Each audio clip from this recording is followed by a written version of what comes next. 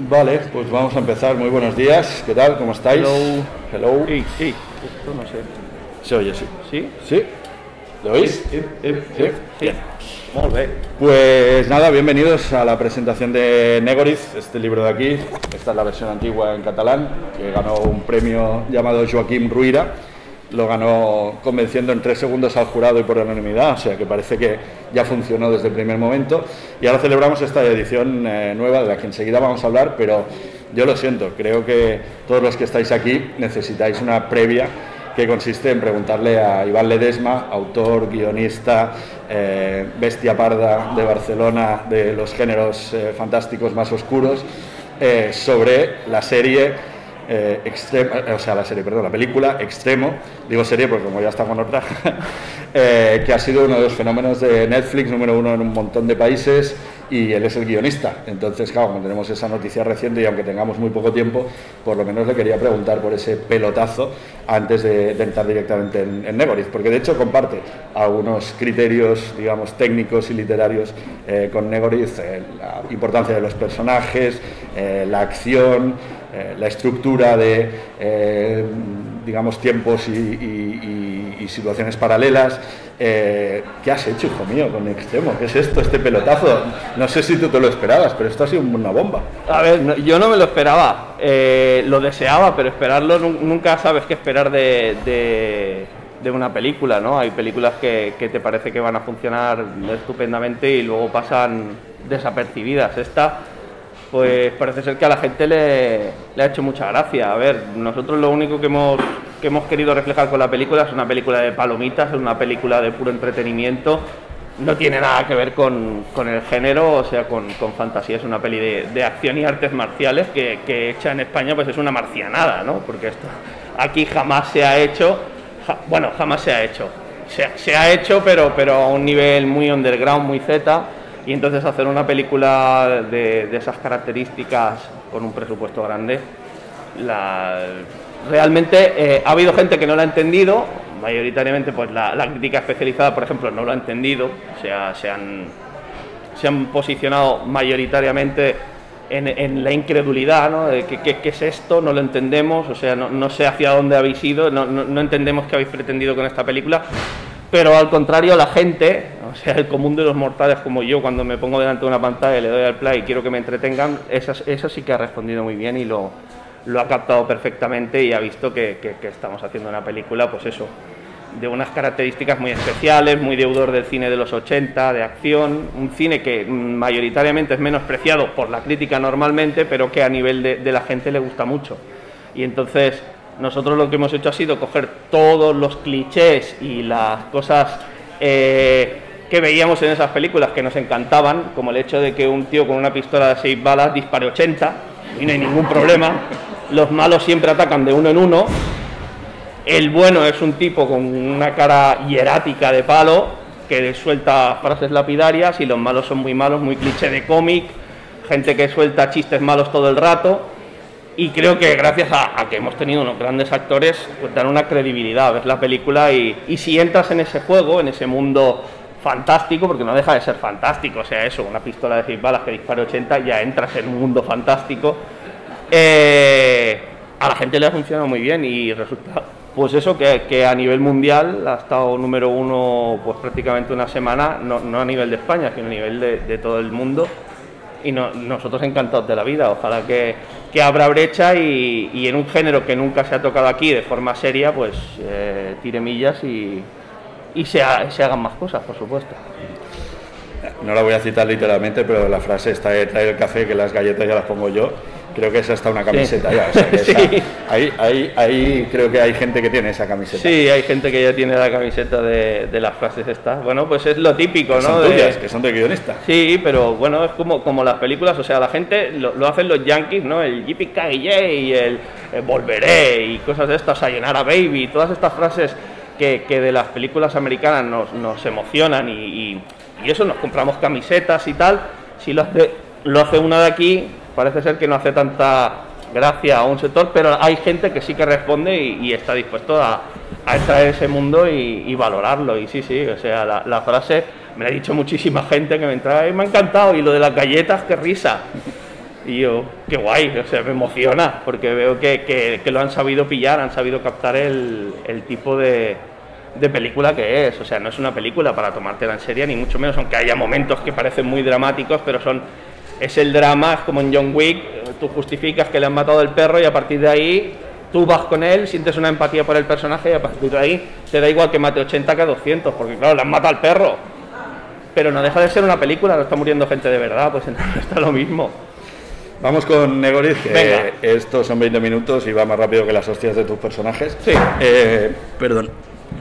Negoriz, tienes una frase en los agradecimientos que yo creo que con esa todos os vais a lanzar. Sabéis que el objetivo de esto es que después salgamos y él esté firmando y compréis libros como Condenados.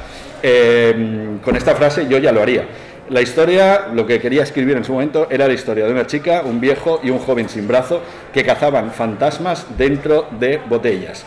Y entonces un día se encontraban uno de muy malo, muy malo, muy malo, que liberaba a otros fantasmas y todos perseguían a los protagonistas. A mí ya me tiene comprado, no sé cómo lo veis vosotros. Pero es que luego nos encontramos con dos cosas de las que quería hablar principalmente. Unas más literarias, de contenido, y otras más de continente, y hablaremos de la edición que ha hecho el Transbordador.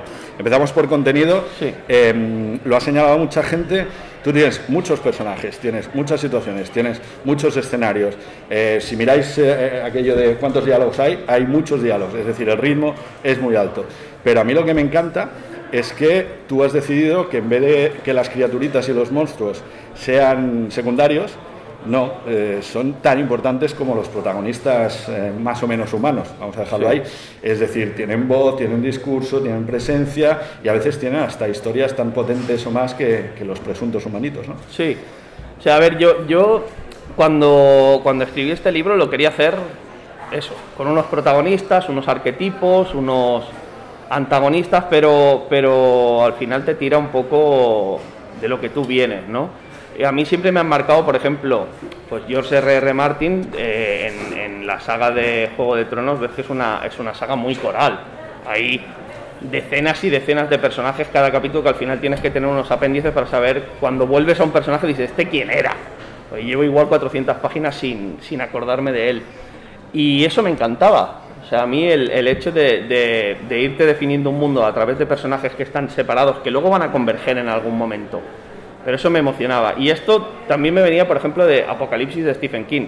Que eso es otra cosa que a mí me hace mucha gracia. Ha habido gente que me ha dicho, es que son demasiados personajes y demasiadas como subtramas que van convergiendo y me lían. ¿Y te has leído Stephen King el Apocalipsis? O Martin también, ¿no? Pero el Apocalipsis de Stephen King llega un momento que dices, ¿este quién era? O sea, llevo hace igual 400 páginas que de este tipo no sé nada, o sea, no recuerdo. Y claro, cuando vas leyendo, vale, era este. En mi caso no pasa tanto porque, como dice, o sea, me gustan los capítulos más bien cortitos, más bien condensados, y entonces recuerdas más bien quién es quién y qué es lo que está haciendo. Pero sí que es cierto que a medida que escribía la novela me crecían los enanos, por decirlo de alguna forma, y los personajes secundarios pues iban cogiendo más volumen y me apetecía también escribir sobre ellos y así iba creciendo la trama de ellos y me imaginaba su propio background, su propio mundo y realmente acabas cogiéndoles cariño y hay algunos pues que realmente, a pesar de que los protagonistas han intentado ser fiel a lo que pretendía contar con ellos, pues gente como Malvin o como Tertium, que me encanta, que es uno de los personajes que más me gustan del libro, pues han ido cogiendo más volumen y bueno, ahí ha quedado que sea más una novela coral que no una novela típica de protagonistas y antagonistas que surgen de vez en cuando. Hay gente que tiene muchos tópicos sobre ciertas cosas y puede pensar, a lo mejor, no los que estáis aquí, pero otra gente puede pensar, hombre, pues esto del ritmo alto, de los muchos personajes, de estos cuartos referentes, ya me lo sé, ya lo he visto mucho. No, porque cuando hay un buen escritor detrás hay muchas cosas más, eso es solo la primera capa, ¿no? Y esta es una novela con muchas capas, y entre esas capas, a mí las que me encantan, y creo que a los que estáis aquí también, una tiene que ver con los referentes, ¿no? Y hay referentes que van de Stephen King a Terry Pratchett, Douglas Adams, Robert Kirkman, Joe Hill, Isaac Asimov, Cliff Barker, Alan Moore, solo por decir los que él mismo explícita, pero es que luego hay muchos más que van desde Lovecraft hasta algunos más particulares que solo algunos pillaréis, ¿no? Los huevos de Pascua. Tú te has pegado un festín aquí. O sea, has hecho la novela que a ti te hubiera gustado leer con los referentes que a ti te hubiera gustado leer. Sí. Evidentemente, o sea, ya que te pones y que no sabes en el momento en que la escribí, yo no sabía si se iba a editar, no se iba a editar, o sea, no la planteé como algo, hago esto y bueno, va a salir y tal, pues la escribí como la novela que me apetecía y evidentemente todos esos, no diré recursos, sino en realidad son cosas deudoras, ¿no? Porque si tú has leído a según qué autores o según qué cómics, qué libros, qué películas, son las que te han influenciado y llega un momento en que digo, bueno, parte de los protagonistas pues tienen esas referencias, porque no dejo de crearlos y por ejemplo me vino, mira, ahora recuerdo una chica que me escribió por Twitter que me dijo, he buscado el grupo que escucha Damien Salomon cuando va en el coche y existe de verdad. Y se sorprendía, ¿no? Como diciendo, pero es un grupo de verdad, o sea, yo creía que te lo habías inventado. Y era los Clama Vida Profundis, que es un grupo que se dedica a hacer canciones de Tolkien, todas las canciones, no solo las de las películas y tal, sino todas las canciones que escribió Tolkien, es un grupo que se dedica a musicarlas y a cantarlas en el estilo de Tolkien. Y entonces, claro, yo cuando los descubrí me maravillé, me hice con todas sus canciones y aluciné. Y la usaba para escribir el libro y dije, oye, estoy escribiendo este capítulo, escuchando esta canción, pues él la va escuchando en el coche. Y esta chica lo he descubierto y me has abierto un mundo, porque no sabía que alguien se había dedicado a musicar todas las canciones de Tolkien y además lo hacen muy bien, o sea, realmente no con una intencionalidad de sacar un disco y tal, pero es un grupo que si no lo descubres no lo vas a descubrir nunca porque ni tienen promoción, ni tienen discos, ni tienen nada, o sea, tienen un canal de YouTube y se dedican a musicar esto. Estoy pensando en por qué, ahora me voy a meter, aunque haya editores en la sala, me voy a meter con los editores, ¿por qué han tardado tanto en hacer esto en castellano? Espero que no haya sido por ningún tipo de problema de que no les convenciera o tal, porque no. ya digo yo que la novela merece muchísimo la pena, pero el hecho es que al final el transbordador se pone, y no solo se pone, sino que después del buen funcionamiento de la novela en catalán, se pone con una edición en la que añadís un relato más y añadís unos archivos que mirándolo al final veréis que es una guapada, con fichas de personajes, con elementos, con los mundos. Acabas de hablar de esta chica que se le abrieron mundos. Yo creo que en esta novela abrir mundos es un concepto que van a cortar bastante. Entonces, ¿por qué decidisteis añadir este material extra? ¿Y qué ha pasado para que haya tardado un poquito? Por suerte ya lo tenemos, supongo que estás muy contento, ¿no? A ver, yo estoy encantado, la edición del transbordador me parece chulísima, o sea, realmente Pilar y la gente del transbordador se ha pegado un trabajo increíble para la edición, la portada me encanta, cada capítulo tiene sus detalles y su background, y luego los añadidos pues ha sido por dar un plus a la versión en catalán, que todo esto quedó fuera, o sea, a ver, el relato todavía no estaba en aquel momento, pero por ejemplo los archivos sí que estaban, que yo para aprender, o sea, o para mantenerme a mí mismo en solfa con el libro, yo me hacía fichas, que algunas tienen que ver con el propio libro y otras tienen que ver con cosas que pasan después, pero bueno, yo me hacía las fichas de Abraham, que hay algunas incluidas dentro del propio relato, pero hubo bastantes que quedaron fuera en aquella edición. Y entonces dije, bueno, pero es que estas fichas yo creo que podrían dar de sí, o sea, aunque sea como un apéndice, pues pueden aportar X datos o por lo menos conocer más al personaje que las ha escrito y ver su manera de pensar a lo largo de la novela. Y hablando con Pilar le dije, ¿qué te parecería añadir? Y vamos, o sea, encantados, todo ha sido un trabajo súper sencillo ¿te apetece? Sí, y un relato también, y al final pues ha ido creciendo la novela y tiene este añadido a la nueva versión que yo creo que la enriquece bastante. A mí me da un poco de rabia porque la edición catalana tenía una portada que a mí me gusta mucho, muy chula, y dije, no lo van a superar, y joder, lo han superado porque les ha quedado un pedazo de libro. Oye, hemos hablado un poco, creo que tenemos un minuto o dos, de nombres. Los habéis ido oyendo, ¿no? Los nombres de los personajes. Hay otro currazo y además muchos guiños también en los nombres de los personajes. Mira, justamente en una crítica que salió ayer, también un blog literario me comentaban, pero Tertium viene de... y me hizo una elucubración de dónde venía el nombre y le dije, pues lo siento, no. Digo, esto viene de Stardust, de Neil Gaiman, que hay 7 hermanos y se llaman Septum, Quintum, tal. Y entonces yo, uno de los protagonistas, lo llamé Tertium y dije, bueno, como son 7 los primigenios demonios, pues los voy a llamar como los de Stardust, que luego no tienen nada más allá que ver que el hecho de que se llaman pues como aquellos 7 hermanos de la novela de Stardust.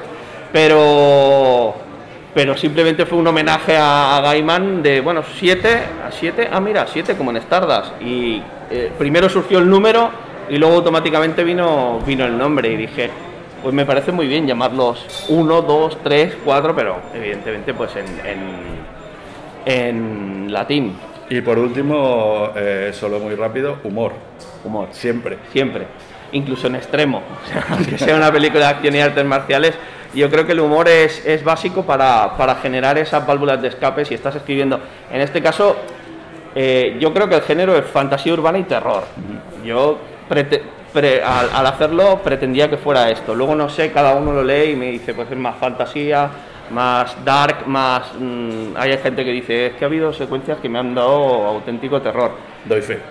Y siempre considero que el humor es una válvula de escape para esas situaciones. Si creas un malo que continuamente está como muy alegre, muy contento y a pesar de las atrocidades que comete, pretende hacerlo todo con humor, el propio lector como que lo suaviza y le entra mucho mejor. Y bueno, aparte de que muchos de mis autores favoritos, Tom Sharp, Douglas Adams, Terry Pratchett, son genios del humor, pues he intentado meter esas pequeñas pinceladas que también ayuden a llevarlo mejor, no tomarnos tan en serio, ¿no? O sea, es una novela seria, pero tiene estos detalles entre los personajes que ayudan a llevarla.